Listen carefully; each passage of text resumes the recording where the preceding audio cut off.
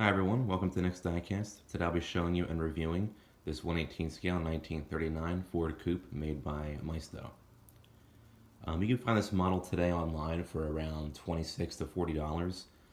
Sites such as Amazon.com and diecastmodelwholesale.com, they would all carry this. This is actually a brand new color that Maisto released for this model this past summer.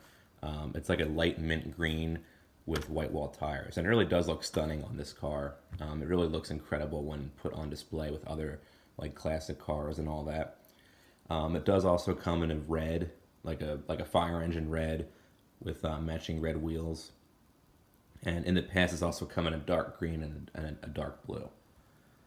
I found this one at Sam's Club for around 15 bucks, and I would say it's well worth it for that price.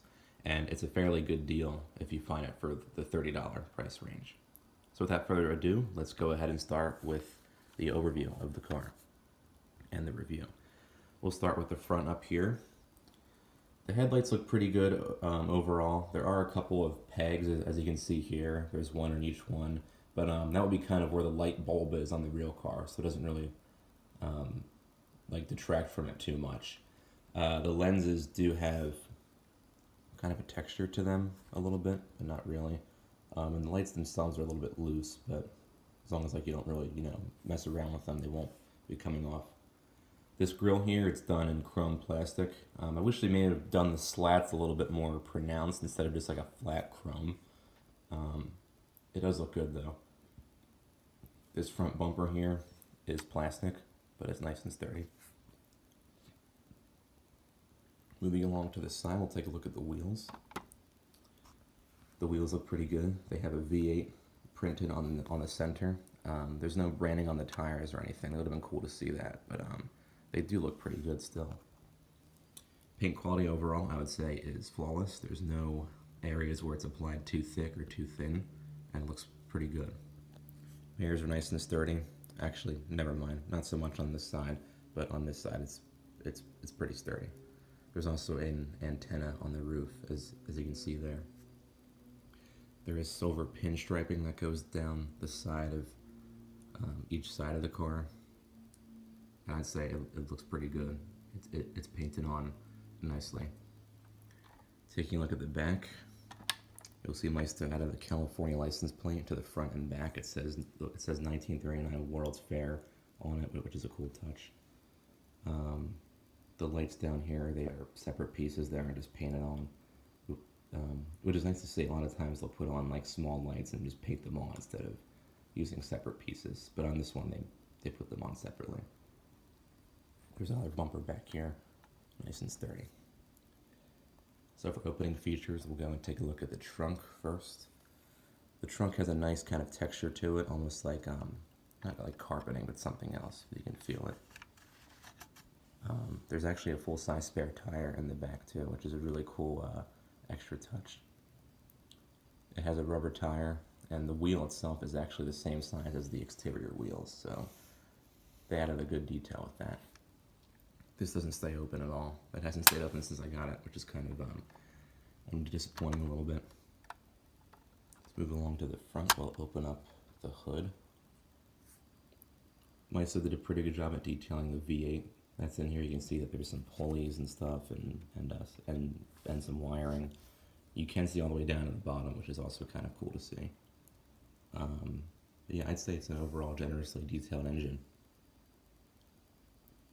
Get a better look there. Yeah, you can see down to the bottom, especially on that side.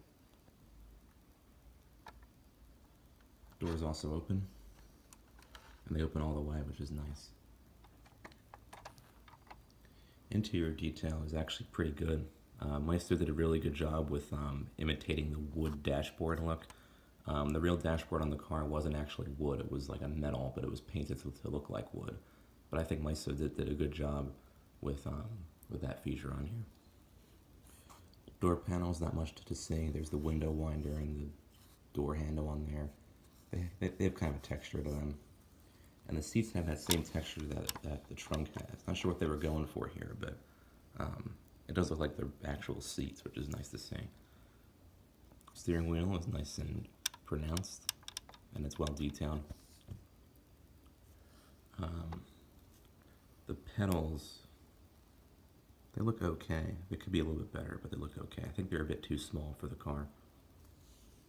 Oh, we also have full suspension, if I didn't mention earlier, and somewhat of steering. It doesn't really work that well. I wish it worked better. There's a better view of that dashboard. They did a pretty good job with that. They added the little clock on this side and the gauge clusters. I'd say it's a pretty good interior. Doors are a bit of a hassle to close because they have that spring. Yeah, they kind of snap. So you might risk making it come out of its hinge if you open it too forcefully or close it too forcefully.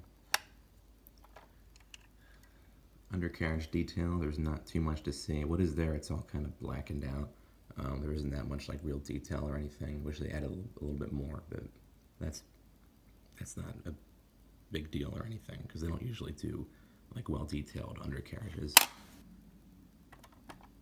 This model just looks great from all angles, especially when you put it like on an angle like this, or like look at it from the back. There's not too many 1930s like Ford models out there in 1/18 scale, and I would say that this one is definitely worth your time and purchase for your collection because it looks really cool, especially in this color and with other classic you know, like muscle cars and whatnot, or classic hot rods. All right, well, thank you for watching, and I hope that this helps out some.